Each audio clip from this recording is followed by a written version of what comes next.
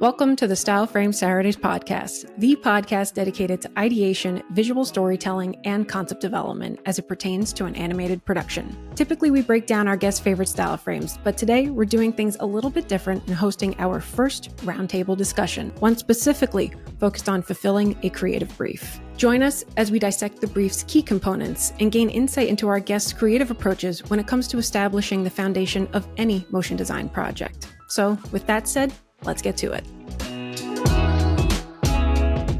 Hello, everyone, and welcome to the first ever Styleframe Saturdays roundtable discussion. I have some great guests here with me today, James Ramirez, Juliet Park, and Nocky Dinh, and I'm so excited for all of us to talk shop together. So thank you guys for being here. If you don't mind, James, could you kick things off for us and, by telling us a little bit about yourself? Sure. I'm an art director based in Los Angeles. I prod mostly work in film and TV, but I do a lot of commercial work too. I'm kind of like a very much hands-on generalist who kind of likes to mess with projects and kind of get into the nitty-gritty of things. And so, yeah, that's who I am. I do stuff. I make pixels move. Do stuff and make pixels. Awesome. Thank you, James. Juliet, how about yourself? Yeah. Thank you for, I think, just this opportunity to connect. I've been a creative professional for almost 20 years now. My work spans all kinds of work: broadcast, film, visual expressions, branding, all of that. And I'd say I found my way to motion design at Otis College of Art and Design. And it quickly became a space where all styles and storytelling mediums converged.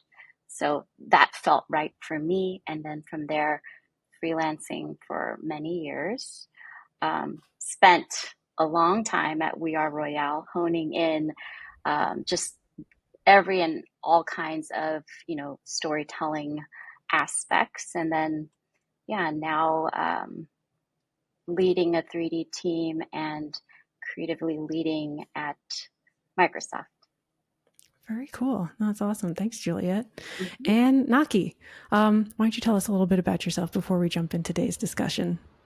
Yes, so I'm Nocky Dinh. I'm based in Seattle, and I'm a freelance 2D and 3D motion graphics designer. I specialize more in the stylized realm.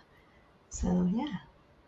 Very cool. Thank you, Nocky. And thank you, everyone, for those introductions. So for anyone who is familiar with Styleframe Saturdays or isn't familiar with Styleframe Saturdays, we're typically focused on sort of like that early ideation, pre-production process of, motion design projects. But today's discussion is a little different. Today we're focused on the creative brief and how different creatives approach it.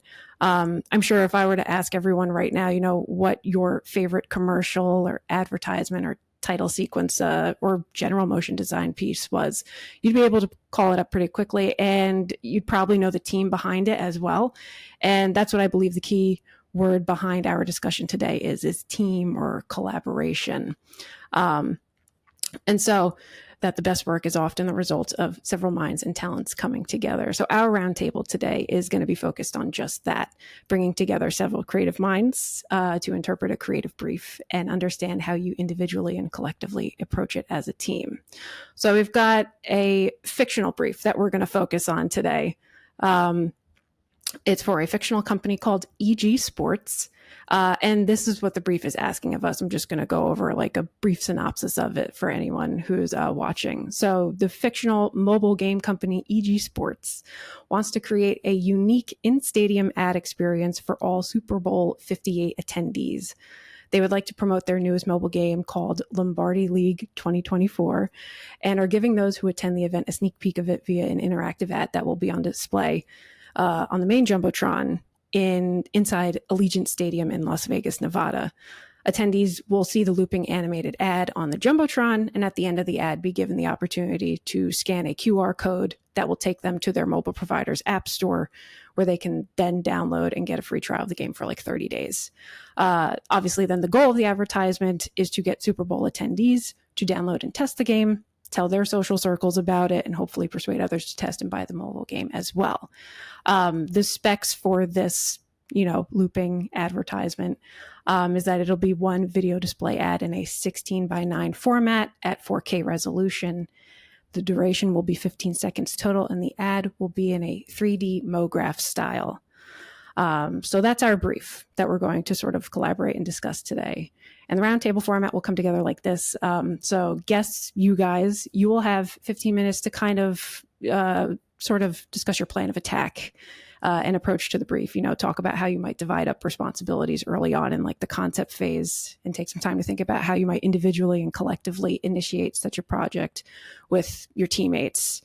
And then once you've had some time to do that, I'll then invite you guys to, just really dive right into the whole creative exploration and concepting, discuss how you'll execute the brief together, share what your creative process looks like during this phase, think anything like mood boards, reference, inspiration, research, what storytelling, looks like for you, how basic design principles come into, how you sort of start things off, share what types of questions you might ask of each other, and, whoever's going to take the lead or be a creative director type role when pulling together the concepts. And I know that we've talked about this a little bit offline, but if your process involves doing some like initial sketching or design work, feel free to do that as well. Like, the world is truly your oyster when it comes to sort of this collaborative discussion today. So then, and then the goal again is to just create the foundation for the rest of the project. At the end, when we wrap things up, I'll just ask one of you guys to summarize and present the team's approach to the creative brief. So how does that sound? Sounds fun. Great. All right, cool. All right. Well, with that said, you guys know the brief, the description, you guys have it on hand in Dropbox. So yeah, feel free to start. Your time starts now. I was thinking that yes, usually, these types of like whenever they're doing like a new game like this, they usually kind of have like a hero like thing that they're trying to sell that year of like, a component. right. And so I was wondering if there was something that we could like grab from that to like, utilize like I think what's important is like it's at the event, right? So it's like, I think utilizing a component of the game's marketing to capitalize on the fact that we're in a stadium with people. I think there's something interesting there. I was thinking like if there was like you could scan your face or whatever and put yourself in the game as a player. Like it could be cool to like, almost like the kiss cam thing where like part of it is kind of like scanning the audience and kind of showing that how like you could kind of create this transition of like integrating them into the experience, because I think that would be like a cool way of saying like, they're kind of like a part of this thing that they love. Obviously, if you're at the Super Bowl, like your love for that at that point is like pretty high, right? Because like that's expensive. So I thought that would be like an interesting idea to like kind of, or I mean, that's kind of like where my brain started going. I don't know. Yeah, I would agree with that. I think first and foremost, my mind also went to like what is the POV we're telling this from, right? And oftentimes in playing a game, not that I'm a big gamer, but in my experience of creating, campaigns for games, it feels like it is really important to highlight the person that's playing, right? And the experience of them being a player themselves. So something along the lines of allowing them to shine as, the star athlete within the game makes sense to me. And then also, as with all games, every year's version comes out with, new improvements, whether it's new tech, interactive plays, whatever that might be. So yeah, calling that out also makes sense. Yeah, the first time when I saw the brief, I was like, I know nothing about sports. So I did like for me it would be like researching all of that first and what it's like, what is, For sure. I don't know, Madden NFL, what is that? Like I don't even know. So then I would go and research all of that. But I I think I agree with you guys too. I think one of the first thing I was thinking was definitely some sort of audience participations in this kind of experience. Um, I was thinking of, I don't know, maybe my terminology is going to be like way off, but I think in football, don't you have to like do the kick at the end through the score the thing to the field goal. Through the thing. um, but I So thought it good. would be fun if everybody has their phone and the jumbo bone is like the target that you Oh, have to like throw the football at. So it's Mm, different for everybody throughout the stadium. oh, Somebody might have like interesting. an easier experience because they're closer, or somebody would be like Yeah. harder because they're further away. very And Oh, interesting. that could be like some, I don't know if like technology wise if that's like a thing, but don't worry. We um, have like $1 billion budget. It's okay. Yeah. I mean, it was clearly called out that the world is our oyster, right? So right, Yeah. Yeah. yeah. There you we go. we can If do Yeah. what anything we is want. if anything is possible, I think it would be fun to have everybody kind of play their own versions of like Yeah. scoring the goals. Yeah. Hmm. Hmm. I think, like that would kind of like scare me from like a technical side. Well, just because like I kind of think of like, when you think of an advertiser paying a lot of money for something, you don't want there to be as many variables, right? Like, so if like a lot, like say like half the people couldn't download and install something to interact with it, I Ooh, feel good call. like that would be like a negative um like takeaway. I think they would see that Mhm. as like a bad thing. Sure, But sure. I think if you tied it in as a way like, you know, um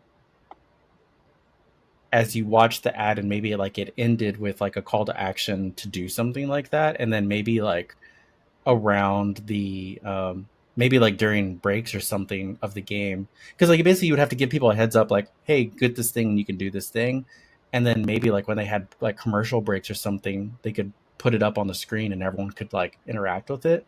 Mhm. And then I think that would be like a great way, because if people could like maybe there's like a leaderboard or something up there, and like people who made the most or something, then it's kind of a way of like people to really want to interact with it, to get competitive, because they would want their name up there.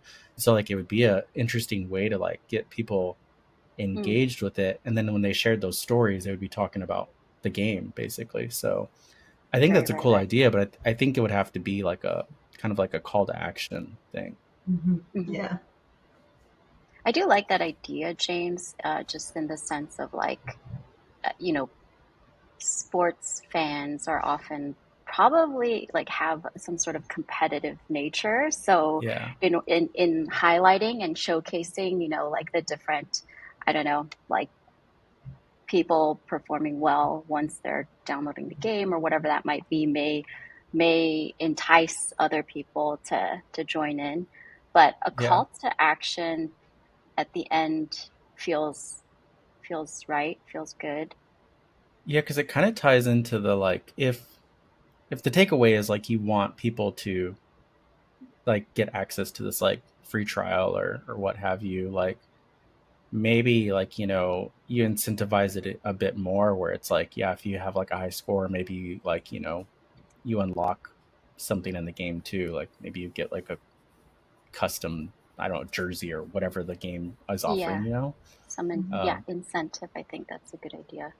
yeah, so I think that works for the brief. Actually, I think that kind of like helps that story, that narrative.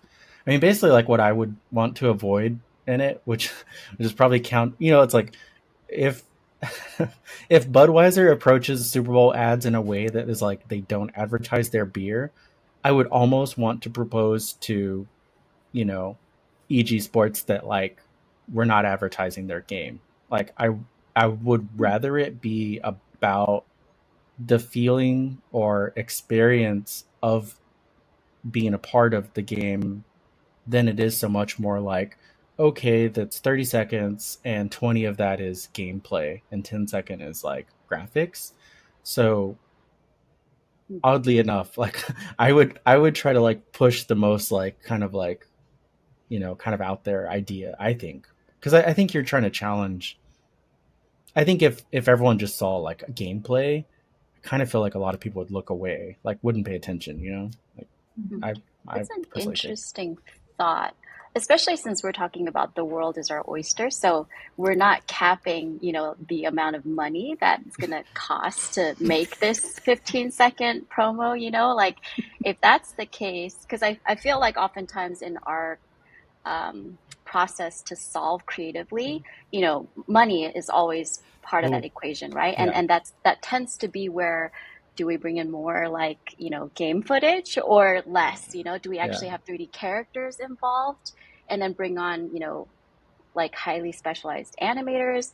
Do we take it to live action, right? And it Yeah. makes me think of a project that I worked on where it, for Final Fantasy, where it does try to capture the feeling of being like, I mean, it's us, we're playing the game, but what is it like to have an actual Final Fantasy character next to you, right? Or like you're engaging with another actual athlete in your own living room, whatever that might be. So it's an interesting thought to tap into that feeling of, one really living the experience and playing it out as an athlete. And then the question of what does that visually then look like, right? Is it a live action moment where gameplay and, our lives converge? Is that the way to tell that experience? Or is it, like you mentioned, kind of the skinning of the face to then Yeah. look like myself, and that's another avenue to tell the story. So yeah, it's interesting to kind of think of different solutions based on the fact that, Okay. you know And well, how much money with do we have? that, I will say Juliet just hit on the most important thing that we just like skipped over, and we just pretended everyone who's listening has like done this a million times. But yeah, so like if we were approaching this basically like the things that you immediately consider, like you pointed out, is like basically this brief would come in and it would have a budget attached, it would have a schedule Yes. attached, and then, you know, as a studio or team, we basically would decide what are the options that best fit within that, right? So like say they were giving us 2 weeks and $50,000. So if you were gonna do, like, if I came to the table and I told, hey Juliet, let's like do photoreal like CG with the full crowd simulation, she'd be like, James, we have $50,000 and no time. We're not doing that. And then Naki would be like, yeah, actually, I think for the money we should do 75% footage and we'll figure out really cool transitions between them. And then the producer in the room would be like, yeah, I like Naki right now. And then like one of us would probably like come in the middle somewhere and say like, I think that's cool, but like, you know, we have like right now on staff we have like some really amazing um 3D animators and cell artists. So like how could we like combine both of them? So you basically like as this came in, you would kind of look at your resources available, which are staff first, because staff is gonna like it's the most cost efficient, right? Freelance means that you're basically paying specialist or generalist to come in to do specific roles. So like maybe that's like comping or something. So like maybe you would try to like basically slice your pie to figure out the most Hmm. effective route to attack it, right? So in this instance, we're saying, you know, I don't, did we say us, did you give us the schedule in I this? was just going to say, so I totally breezed right over the one constraint that I threw into the brief. 12 weeks. Oh, Yes, there's 12 one. weeks. So we do have 12 weeks. Budget, like Juliet said, this could be a bajillion Yeah. dollar project, Yeah. for all So, we care. Right. so in 12 weeks, I think in that instance, like this would be kind of like a piece that a studio would really sink their teeth into, because A, it has like the money and it has the time. And those are Right. two things you don't get in this industry, period. Never. Like usually you have no time and a compromise of a budget. So you're trying to do as much as you can with as little. So in this instance, I think we would actually go pie in the sky and then kind of like take those 12 weeks, or like your producer on your, like the creatives, like we wouldn't be doing this, but like, I mean, maybe Juliet would be in this phase, but like they would take that and like kind of like start figuring out like, you know, okay, we can do pre-production this long, we can do, you know, design for this long, and Yep. you know all the different elements, and then usually like if your budget is tight, you're kind of like you always wind down all of those. So it'd be like if you had a comp team of like 6 people, that would drop down to like 3 and then drop down to 2 and then 1 or whatever, like taper. And so I feel like in this instance, you could just like have everyone going full time and and just like not worry about it. But I just wanted to like kick back to that because I think Juliet immediately hit on like the important part, which is everything in the real world has time and money, and you kind of consider your options based on that. And so I think that was like a really important thing to say that we glossed over.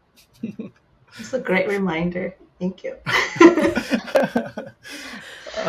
Well, I mean, it's, because like it's something, I personally struggle with a lot, which is I'm usually on smaller teams. And so in the design phase, I'm usually being very practical with my designs. And I'm either making designs in like 3D or After Effects to know that I can make them, because I don't want a pie in the sky and say like, here's all these things and we don't have the time to make these. But usually it's me who has to make them. So usually I'm very practical with my design. So I think that was kind of like why I realized that, those constraints are kind of important in this. But I think those are like, like we have all the money, so we get to do like really cool stuff. Right.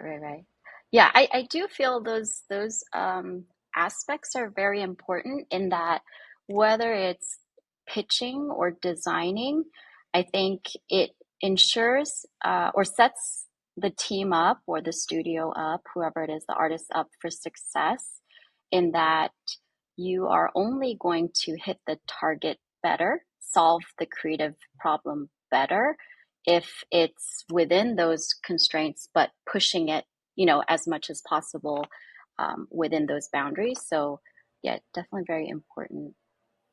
Well, yeah, because I think it man, I was just on something recently and we were talking about that exact constraint. But it's like if you know that you kind of are going to end up with like, let's say in a 30-second spot, if you're going to have like two really big like hero shots, you can really go all in on those rather than trying to go all in on the entirety, right? Like you can kind of like pick and choose where like this is like, like your money shot. This is where like we're going to spend the most time and energy on.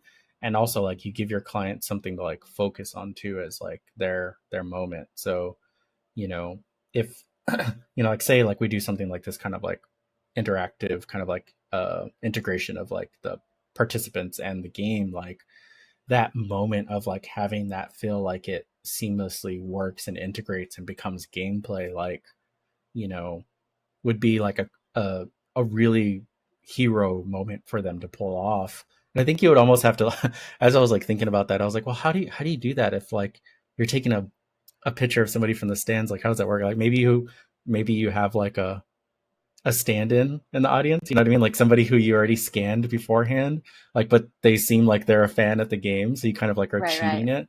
it. Because that way, then you could like have already like a scan of them and do like a cool transition or whatever.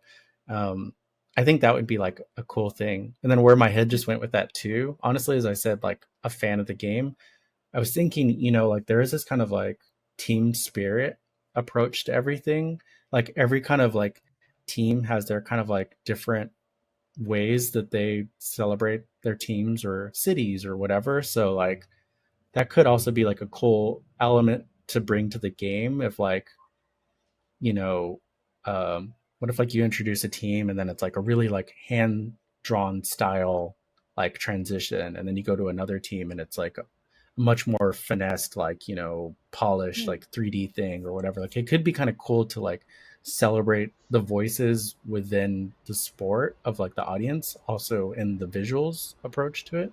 So that could be kind of like a cool, I don't know, thing to tie into. I like that. I do One want of to a back up. Oh, go ahead, Naki. go ahead. Oh no, I just wanted to back up and then call out something interesting that my mind kind of just stuck to, which was what you said, Naki, in that you're not a sports fan, you don't know the lingo, but the beauty of it, I think, and an encouragement for all artists is that I wouldn't say I'm a sports fan either, but I've definitely worked across so many different jobs, including Madden many years ago.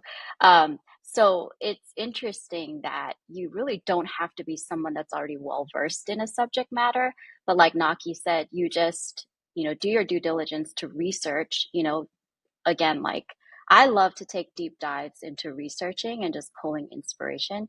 I won't stop until I feel like I can stop. It's just my process. But, I think that's something nice to call out is that you don't really have to be someone well versed in the, I don't know, company, the brand, whatever it might be. There's room and time to like learn it and then speak it. It might have to be fast, but it happens. It happens and it works. Well, a lot of time too is the client is very well versed. So if you don't know something, they're the best person to kind of ask your questions. Like for me, I would probably ask like, oh, what kind of the audience are like going into these things, what their personality. And you touched the point where you said that they're probably, some of them has this competitive nature and stuff. And that's something great to kind of tap into as well. Yeah, research wise, I try to look outside of the current situation I'm in to try to get the most outsider view. And so sometimes that means like for a motion piece, not looking just at the motion world, like looking at photography or paintings or, art history or something to pull from so that it helps like inform like you're just like pulling outside. So you're just not referencing the last like buck or, whatever piece, like, let's make what they made. It's like, no, like, even though everything's already been done, it's still like you're trying to like, pull from a different well, I guess is what I'm trying to say. And so I would, with a piece like this, I think I would develop a few buckets to pull reference for.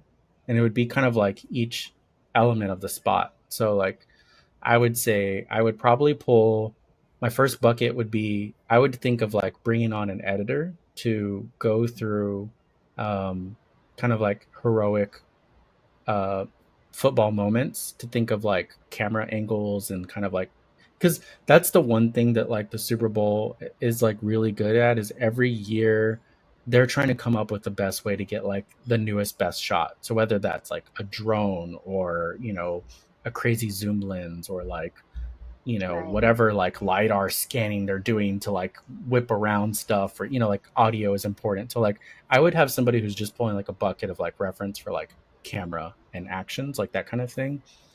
I would then like have another bucket that's like just fandom, fan spirit, game spirit, anything that's kind of related to like kind of, you want to have like the most outlandish, like the people who are like painting their bodies and lining up with each other to like, spell out things, like all of that.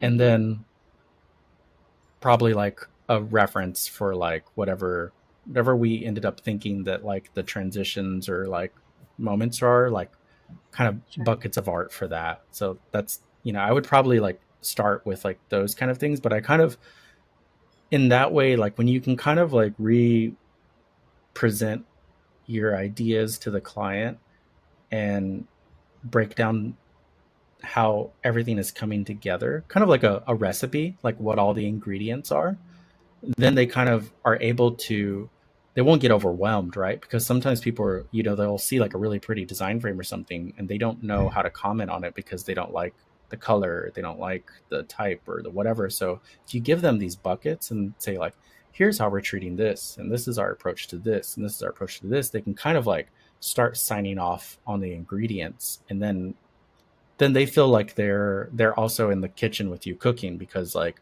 it's not like you're hiding all that from them and you're saying like, we're going to go away and we're going to do this, and you're not involved. Like the more involved they are, the more they're going to be sold on it. So like I forget who said it, but it's like the like, the the best way to like convince them is to make them think it was like their idea, right? And it's like the inception approach. And so it's like if you get them to like, say, I feel like I feel like I heard PJ say that recently at R&D or something. I feel like that it was like, it's that idea that like it, if they feel like it came from their brain, they're more likely to sign off on it. So that's like, with regards to research, like that's kind of like how I would start, is like creating buckets and then filling out those buckets.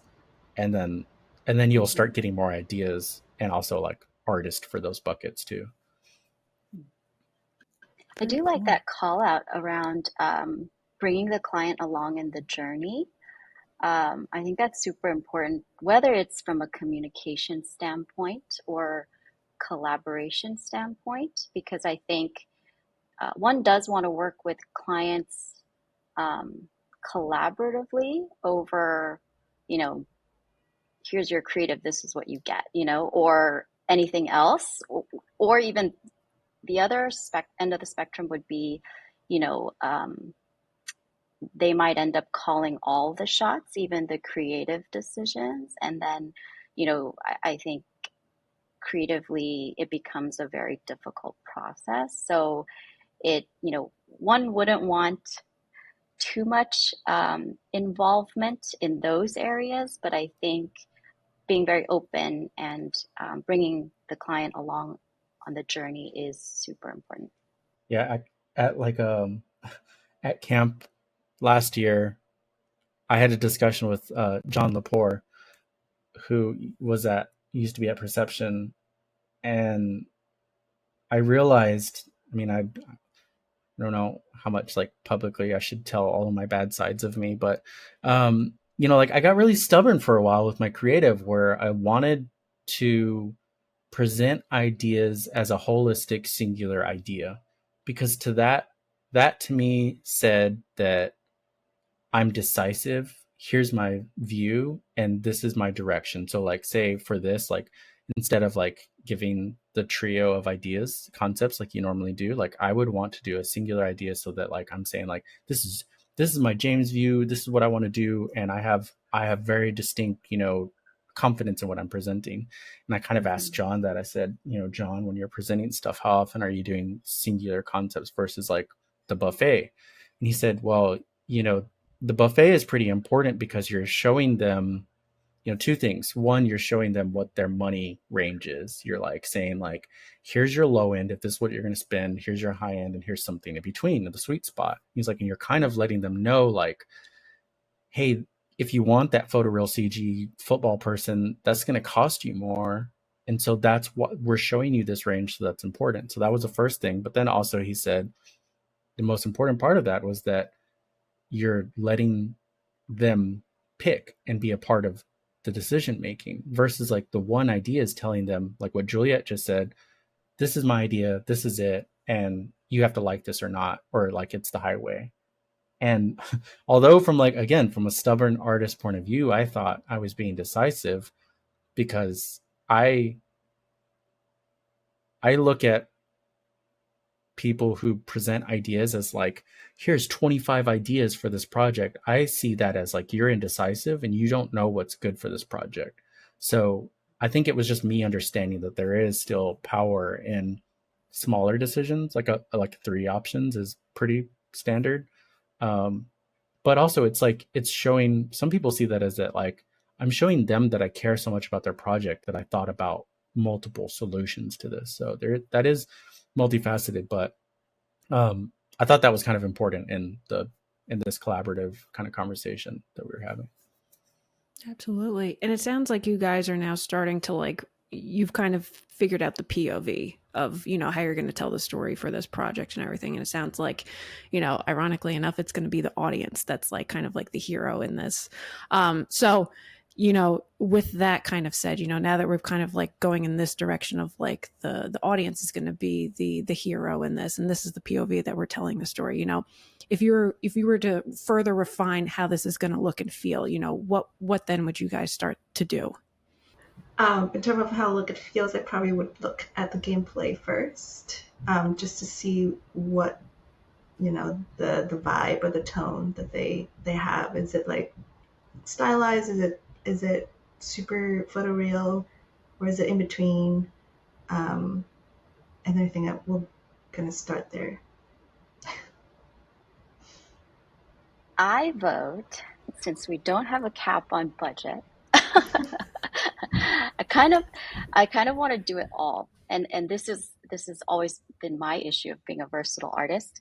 But I'd love to push it, right? And I know we have a set time, but I think it'd be interesting to um, maybe we probably would have to think about it, James, in connection to your idea of, getting an audience member's face, on a certain character, or maybe a moment, kiss cam moment type of thing at the end, whatever that might be. So we'd have to fit that in. But I do like the idea of pushing it to um, taking it into a commercial, right? Where a lot of Super Bowl ads are super fun and interesting. So then pushing it to live action plus CG. So we'd have, interaction with the player.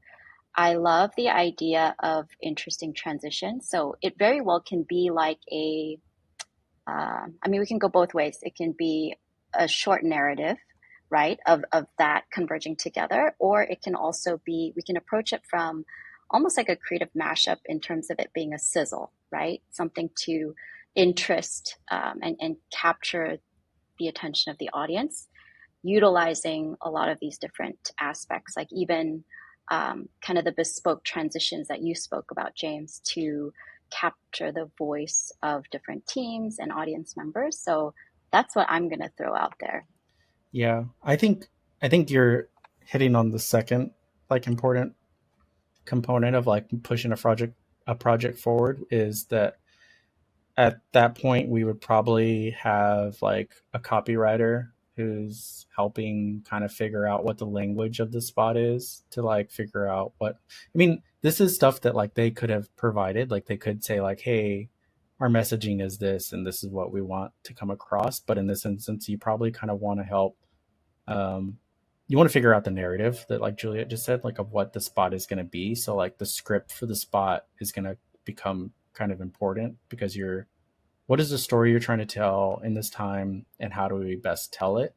And so that would be probably, you would be bringing that in. And then actually at this stage, what I would focus on at the start is working with the game studio and getting as much as we can from them. So you kind of want to open up that line of communication early, because you want to give them time to get turnaround stuff, because usually at that point, if they're working in like their own bespoke engine or whatever, they have to kind of figure out how to like generate assets for you that work outside of their world.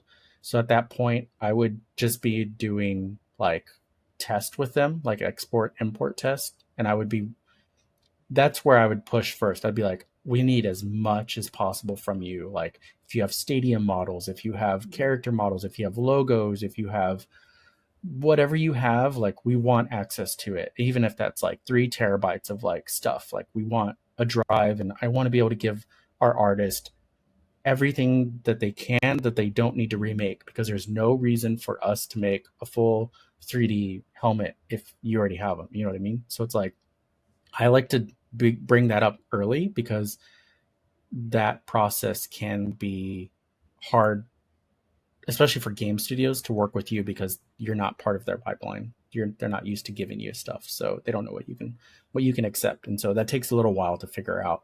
And then especially like Juliet said, if we're going to start introducing live action, then you're also going to be dealing with like um, lensing and kind of camera tracks and stuff. So then you also just want to make sure that you can get things from them that work in that regard too. So that's kind of where I would start next, is like, you would probably want to present like a couple of scripts to the client, like say like, here's spot one choice, spot, whatever. And then also I would say kind of something that Juliet said, which I interpreted a different way than I think what you were saying, but you could also show the potential for how this umbrellas out to more spots. So like the spot that is bespoke and Yes. interactive at the event, if you can also say like, hey, this idea is so good that we can showcase it in TV spots and mobile spots or whatever, and like that story and idea still works really well, then like, that could be another strong component to them to like get them on board with you, because like it again shows them that you're kind of thinking like down the road, longer terms, and like other ways that these ideas could form. One other thing that jumped into my mind is whatever we're making still has to somehow tie to the game itself, because the ultimate goal is for them to download the game and play. So if what I'm experiencing at the stadium is so great, but the game is different, then I probably won't stay and pay the monthly subscriptions to play it. So that's probably one thing too, because a lot of time you see the ads are like really nice and really awesome, and then the game, which is not that. So That's a really good point, in that I think in working across a lot of campaigns for games, actually, it's a very real creative problem to solve, in that we as artists always want to push it to make things better, right? Even if it's like, because for example, games oftentimes nowadays games look amazing, but oftentimes might be a little bit more low poly than you would see in like Pixar films, right? And so in that sense, the internal want is like, yeah, we want to make it the best possible, but oftentimes with games, it is important to stay like very one-to-one and accurate to game design, and then kind of just give it a little bit more of like whatever that is, like cinematic edge, or a little better like comping or whatever that might be, to make sure that it does create an accurate enough experience. It's like better but accurate experience for the audience. So that's a really good call out, Nocky. Well, they will also put at the bottom of the commercial a little asterisk that Yes. says not actual footage or gameplay. So you get a little leeway, but I think Juliet's hitting on like an important point, which is like sometimes they don't want the footage to be misleading, right? So like what Naki's saying is like, you're like, oh man, I saw this trailer, that thing looks amazing. You load it and you're like, this is really low poly. What is this? And so I think you have to like kind of balance that threshold of like, you're embellishing the fidelity of what they can do, but it's still within their realms, which is pretty accurate. I think that's a good call. Yeah, and I think so. Like in the timeline of making things, I think you would like, so it's like we're talking about like ideation, concepting, coming up with story, narrative, starting to figure out what our bins of our reference footage, getting assets, and then we would basically like go into design simultaneously at that point too. So you'd basically start having people like, again, if you have this big production team and you get to have designers do everything, like it's almost like you would have designers exploring like team logos, and have designers exploring like, these kind of cool transitions, and have designers exploring like, how are we going to introduce the title card at the end, or what that call to action looks like, and that kind of stuff. So you kind of get to like have people spread out, versus like, all right, Juliet, I'm sorry, but you're going to have to design what the intro looks like, what the outro looks like, and what, everything. You have to figure it all out by yourself and go. So I think that we get a little bit more resources there, but it's kind of like at that point you get to kind of start off like your experimentation, because you're not going to have much time for experimenting on the back end. So you can have at that point, if you wanted even like animators, like doing like look dev on cool stuff, like you could do that. The design is getting looked at, and then to this idea of like live action integration, I would probably even like have people start doing like little tests of like tracking like already existing footage and trying to like play with that. Like basically you kind of want to start like, I consider this like, it's like my stupid analogy, but I always say like, like a plumber doesn't show up to your house like empty handed and like, hey, where are your tools? Like you basically want to show up to like the problem with as many like ideas as possible, and you already have a bunch of things in your toolkit. So it's like, if you already kind of have like, here's my bucket of like transition ideas and camera transitions and logo ideas and whatever, then you kind of like, when you get into the tight finishing, you already have like all these things to pull from that already have like thought put into them. They're not having to be so like on the moment, like kind of, figuring it out. So I think the beginning of a project is like, that's your buffer time of like when you actually have bonus time, because you're going to want that time when you're at the end and you're like, you're in a crunch. You're going to be like, I wish we had the time to spend making this transition better or whatever, but we don't. But if you give yourself a little runway beforehand, you have a little bit extra, power in that, I guess. I love that call out because I'd say thinking back, I don't even know how many years on an actual job. Um, I think myself as well as the team that I had been working with at that time learned very like, just like very hard that you really need to plan well upfront. So taking that time, you know, going from scripts to then even drawn out storyboards, making sure to time that, but also simultaneously working on style frames, right? To capture the vibe, the visual tone. How does the live action sit with the 3D character in the same world? What does that look like? What do the transitions possibly look like? Or even stylistically, what are we exploring here? Actually doing all of that homework upfront creates a really strong skeletal system, even timing wise. Temporary reads to the actual script that gets time to the paced out storyboards. It gives you the layers to build on to create a more complete, efficient, effective piece. So I am a huge believer in that upfront process, and it matters. It's worth putting the time and money into it. Yeah. Absolutely. Well, it sounds like you guys have kind of focused on like all the information you need to get to the actual concept. So, playing devil's advocate here, if you were to bring this idea and concept, into the next phases of the project, the later parts of pre-production, like Juliet was saying, of like storyboards and style frames, animation, with even some of the look dev stuff that James was saying, if you had to define, the idea for this spot or this interactive ad, what would you guys collectively say is sort of like the idea? I I feel like my idea is the power of the player and the like them getting to make the experience their own and with their friends. So that's kind of like all my ideas are kind of like going to tie around that. I think is what I think is important, or what I'm trying to make important about their game.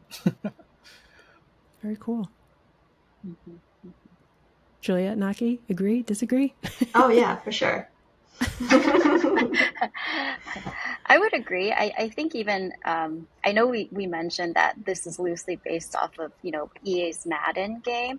I will say before we jumped on, I did take a peek at what they were doing, and it's a different interpretation because for them, I think currently it's more just about showcasing the best moments of you know a a gamer in that athlete's movements and whatever that might be.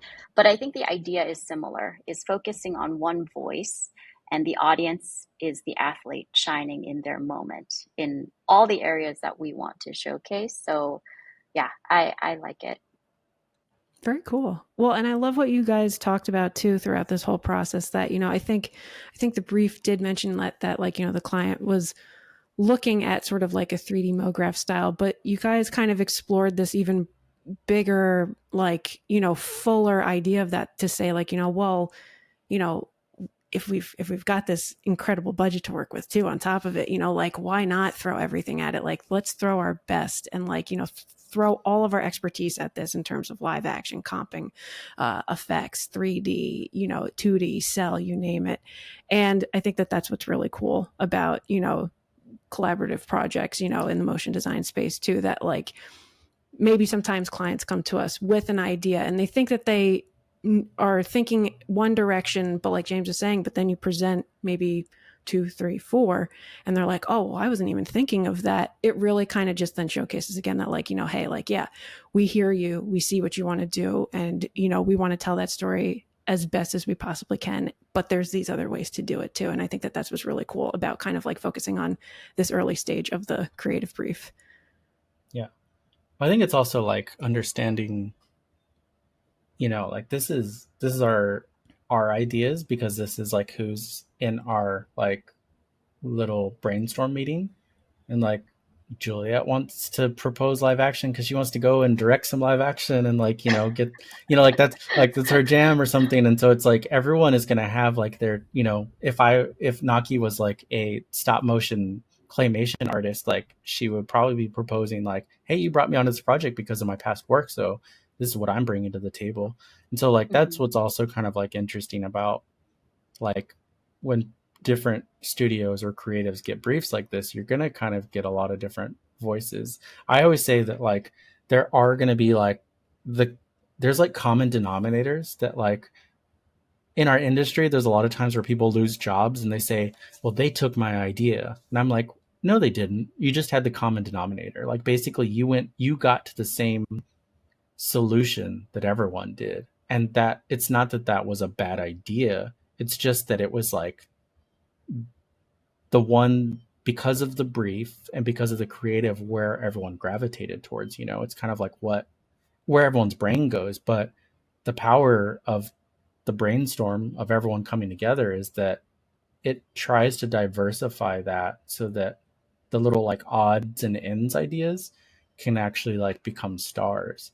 And so that's usually what kind of will set apart a discussion, is if you're able to like, you can, it's like, people will do those like word webs, whatever they're called. It's like usually those first 3 words that you write, like if you're going to do America and you're like red, white, blue, like those are the first 3 things that like everyone is going to do. But then when you start like breaking all those down and you get into like something like, very nuanced, then you're kind of like getting into like some hidden gems. And so I think that those first ideas can sometimes be the ones that everyone is thinking of. So sometimes it's hard to get around those, but sometimes they're the best ones. And so sometimes it's just about the execution of it. And maybe you like, came up with like the best solve for it. And sometimes the winning decision between, 3 shops who came up with a similar idea is just purely that like, Juliet put in the PDF that also we're going to shoot on this really cool new camera that like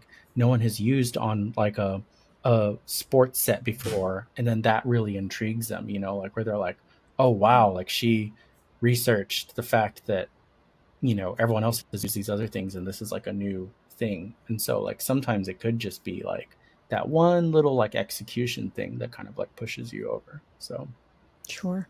You touch a great point, James, because I was just thinking that like kind of we all, because we're doing MoGraph and such, we kind of all jump into this conclusion that it would be either live action video or AR experience, but interactive ads can be a lot more than that. Like it could be like a scavenger hunts, can be quizzes, can be like polling, like within these 15-second, which team do you think get more votes, stuff like that. And so it's not just like more diverse people. Like it's not just the one thing that you're specialized in would be like the only answer. yeah. I think, and that's where sometimes like it gets a little scary. I mean, again, in this situation we have money, so it doesn't matter. But like in some instances, like I've been in the past where it's like I've tried to introduce maybe like a new technology into a pitch that the studio hasn't executed before. You get worried about being able to execute it because it's not something that's a repeatable process for you yet. So since it's new, you're working with new people, you're working with new processes, new pipeline. So that gets kind of like scary really fast. But like if you're in this instance, like let's say Nocky, you're like, yeah, I think we should do this and we're going to use Unreal. And then at this point we could be like, okay, well, we can bring in an engineer who does this and like a Unreal, like, you know, blueprint artist, and, you know, whatever those fancy words are that associate with that. Like you basically could have the money to facilitate the actual roles to help you bring in something that's out of like your MoGraph toolbox, like to like you're bringing in something else. So in instances like this, you could kind of feel okay, like getting a little bit out of your comfort zone, but still feeling like you could execute it because you're paying a specialist at that point, you know? Yeah, I like that because, you know, James, going back to your comment before around presenting one idea over 3 different options for the client, you know, I think presenting one that is set up for success can work, but the nice thing about presenting 3 options is that sometimes there is a variable of not knowing what the client's comfort zone is. So while we can think, you know, the world is our oyster and we present, you know, live action and all of that stuff, they may not have, as a brand, branched out that far yet, and they may not be comfortable with that. Or also, James, like you said, maybe for the studio or our team, there's something we want to explore further as in new tech, but, you know, we also want to have a safety net of like, okay, these 2 options are a little bit safer, you know. I think the 3 options, whether it's collaboration with client or even presenting different options, gauging their comfort zone or level, it does wonders in giving it that space to be able to push and pull and hit the target to what is right in the end.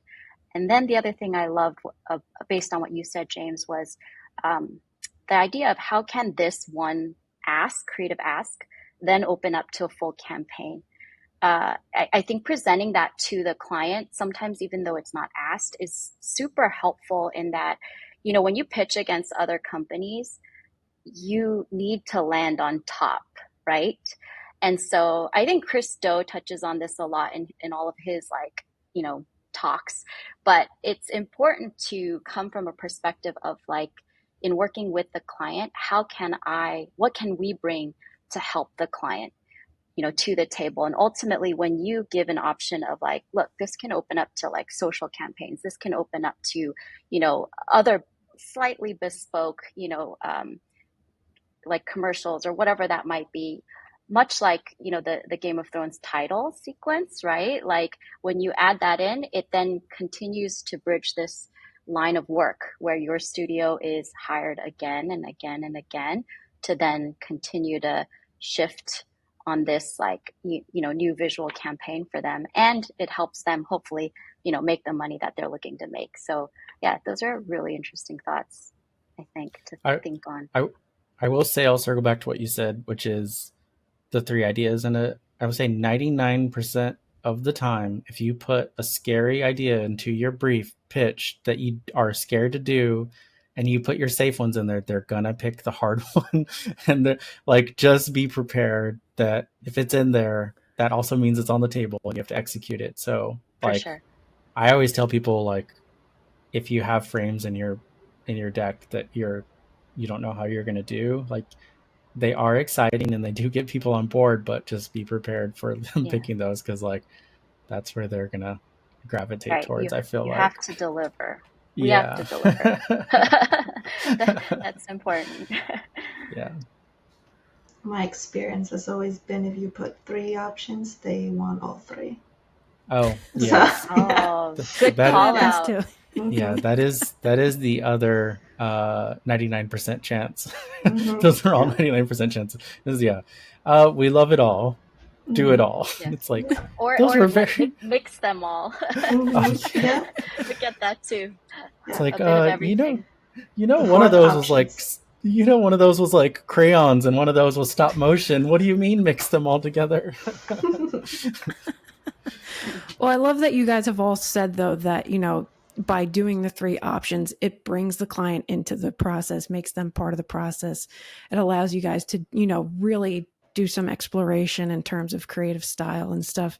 And, it's funny, coming into this discussion today, I was sort of just like, well, wouldn't it be cool if we could kind of like, come to like, an idea that we would then take further, in this fictional world of, going into, production and stuff. But it's, in doing this discussion, that's actually a really challenging thing to do in this type of scenario because, the real world budget, we just, we don't really have anything like that for this discussion today.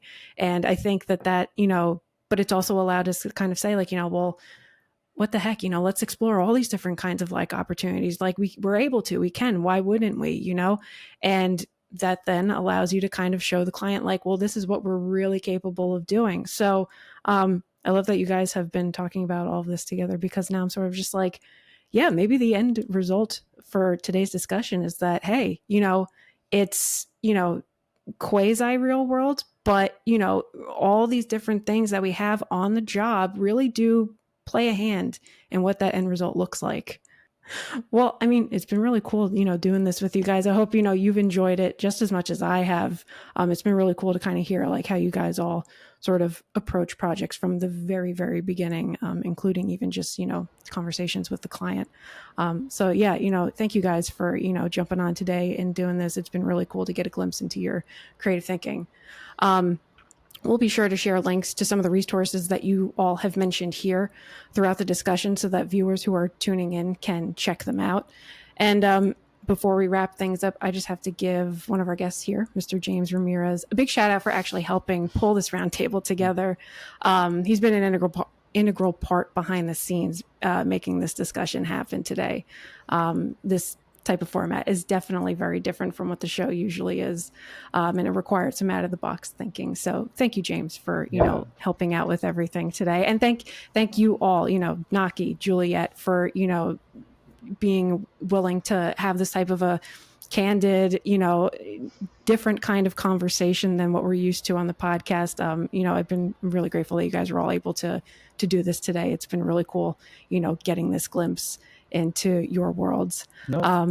Thanks. Thanks for doing this. I mean, it's like, I mean, these are people that I really admire their work. And, like Juliet, like I didn't say that in the beginning, like, we both worked at Royale and I met Juliet at Royale when I was there. And like, I mean, she really like pushed me in what I was doing by like how amazing like of an art director that she was. And so, and I like absolutely like love Nocky's work. And so these are like 2 people that I really, respect and admire. And so it's like really amazing to like get to like spend time with everyone today and talking about these things. So yeah, thanks for doing this. And I hope like to see more of this and like, more people kind of like brainstorming on stuff, because these types of like collaborative conversations, like me and Carolyn have been talking about, is like there's not a lot of these out there and they're not very transparent. So it's kind of fun to kind of talk about this because, sometimes people don't understand how projects come to be or what that process is like. Sometimes,